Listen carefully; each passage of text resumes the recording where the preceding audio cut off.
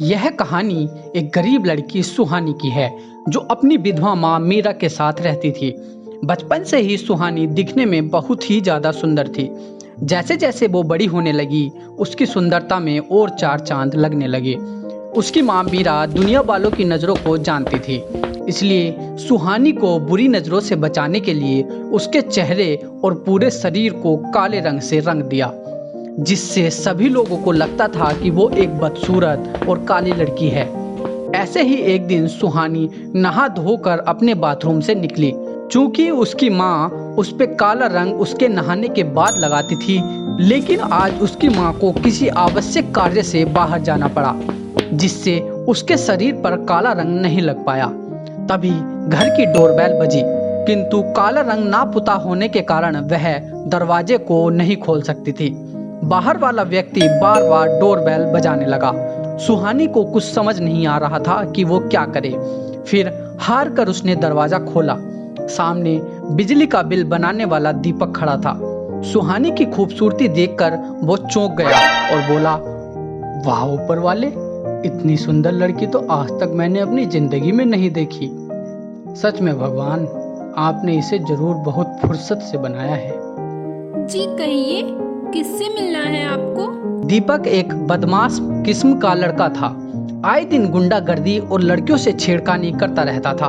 तभी वो सुहानी से बोला, जी मैडम, आप ही से मिलना है। कहिए, क्या काम है? क्या मुझे आपके दिल में जगह मिल सकती है? क्या क्या क्या बोला आपने? जी कुछ नहीं, मैं बोल रहा था कि मैं बिजली चेक करने वाला हूँ। आपके मीटर से रीडिंग लेने आया हूँ। आप अपना नंबर मुझे दे दीजिए, मैं आपके नंबर पर आपको बिल मैसेज कर दूंगा। मैं अपना नंबर किसी अननोन को नहीं देती। माँ का नंबर पहले से ही बिजली मीटर से लिंक है। ज्यादा अकलमंदी झाड़ने की जरूरत नहीं है। चुपचाप से रीडिंग लो और निकलो यहाँ से। दीपक मन ही मन में सोचते हुए बोला, अरे बाप रे, ये तो धारदार छुरी है। निकल ले बेटा दीपक, वरना यही मार डालेगी ये मुझे। दीपक रीडिंग लेकर वहां से चला जाता है, लेकिन सुहानी उसके दिमाग से निकल ही नहीं रही थी। वह न चाहते हुए भी उसके बारे में ही सोचे जा रहा था। उसे सुहानी की यादों में खोना अच्छा लग रहा था। सोचते सोचते वो डिसाइड करता है, मैंने आज तक इतनी सुंदर लड़की अपनी पूरी जिंदगी में नहीं देखी है। अब चाहे कुछ भी हो जाए, शादी तो मैं इसी लड़की से करूंगा। कल ही जाकर इसकी माँ से बात करूंगा। अगले दिन दीपक सुहानी के घर पहुंच जाता है। नमस्ते सासू माँ, और कैसी हो आप? क्या कहा? सासू माँ? अब अपनी होने वाली सासू माँ को सासू माँ न बोलूं तो और क्या बोलूं? अब देखिए सासू माँ, मेरी बात को ध्यान से सुनिएगा। मुझे आपकी लड़की बहुत पसंद आ गई है। मैं उससे शादी करना चाहता हूँ। लेकिन साहब, आपको तो इससे भी ज्यादा अच्छी लड़की मिल जाएगी। आप किसी और से शादी कर लीजिए। मैं आपके साथ अपनी लड़की की शादी नहीं कर सकती। तभी दीपक अपनी जेब से रिवॉल्वर निकालकर सुहानी के माँ के सिर पर तानते हुए बोला, क्या कहा? सुहानी सिर्फ मेरी है और किसी की नहीं हो सकती।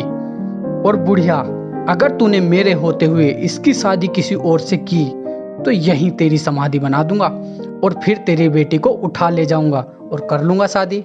दीपक की बात सुनकर सुहानी और उसकी माँ दोनों काफी डर गए। मीरा को दीपक से डर लगने लगा, इसलिए अगले ही दिन दोनों गांव को छोड़कर दिल्ली चले गए। यहाँ मीरा ने अपनी बेटी की खूबसूरती को छुपाने के लिए उसके पूरे शरीर पर काला रंग लगा दिया। फिर दोनों काम की तलाश में यहाँ वहाँ भटकने लगे। काफी मशक्कत के बाद उन्हें एक आलीशान बंगले में साफ सफाई और खाना बनाने का काम मिल गया। ऐसे ही कई महीने बीत गए। अचानक से सुहानी की माँ की तबीयत खराब हो गई, जिसकी वजह से सुहानी को काम करने अकेले जाना पड़ा।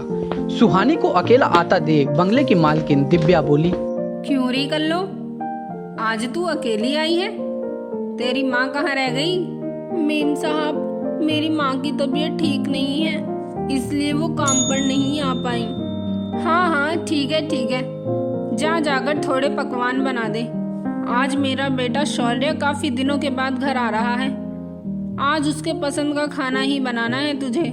उन्हें खाने में क्या पसंद है आप मुझे बता दीजिए, मैं अभी बनाकर तैयार कर देती हूँ। शाही पनीर, मलाई कोफ्ता, बैंगन का भरता और उसके साथ रोटी। और हाँ, खाने के बाद उसको देसी घी के सूजी का हलवा बहुत पसंद है, वो उसका फेवरेट है। ठीक है मालकिन, मैं सब बना दूंगी।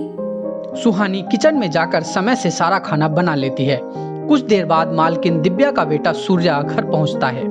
दिव्या अपने बेटे के साथ खाने की टेबल पर बैठकर खाना खाने लगती है। वाह माँ, कितना टेस्टी खाना है, किसने बनाया है?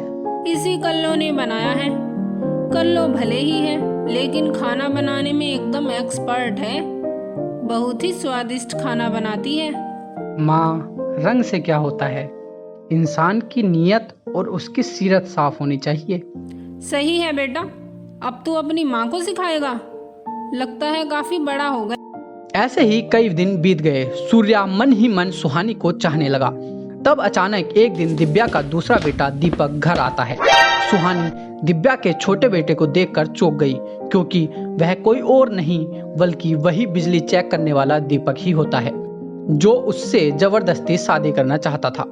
शाम के वक्त जब सुहानी रसोई में खाना बना रही होती है, तब वहां शराब के नशे में दीपक आ जाता है।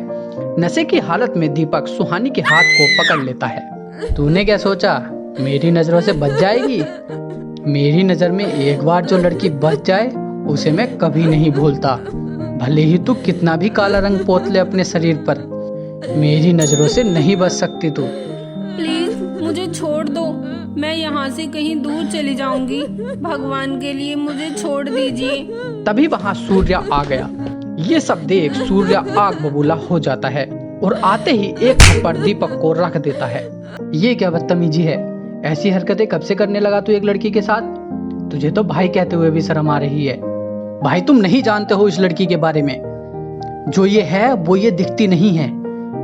ये आगे से कुछ और है और पीछे से कुछ और है।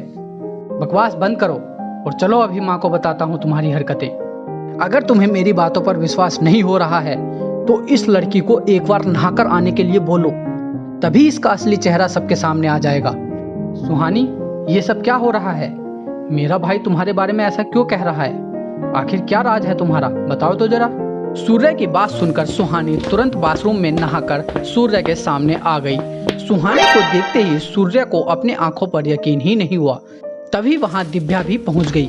वो भी सुहानी का ऐसा रूप देखकर हैरान रह गई। यही है मेरी सच्चाई, ऐसी दिखती हूँ मैं, और मैं करती भी तो क्या। मेरी खूबसूरती की वजह से आए दिन मुझे कोई ना कोई बुरी नजरों से देखता था और मेरे साथ बदतमीजी करता था। इस वजह से परेशान होकर मेरी माँ ने मेरे पूरे शरीर और चेहरे पर काला रंग लगा दिया, क्योंकि मेरी खूबसूरती ही मेरा दुश्मन बन गई थी।